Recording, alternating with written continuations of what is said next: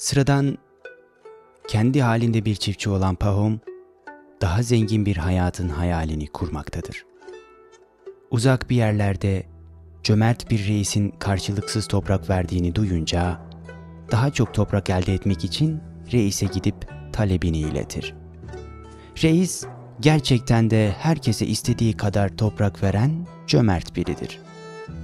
Pahom'a, sabah güneşin doğuşundan batışına kadar bütün yerler senin. Fakat güneş batmadan yeniden başladığın yere dönmen lazım der. Yoksa bütün hakkını kaybedersin.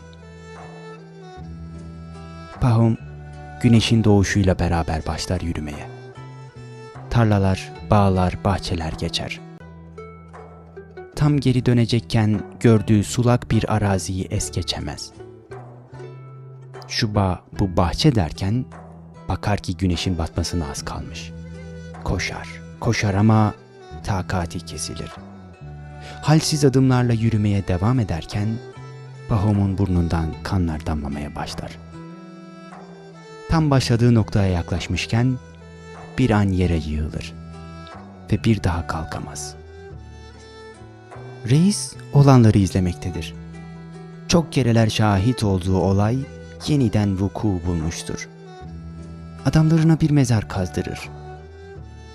Pahom'u bu mezara gömerler.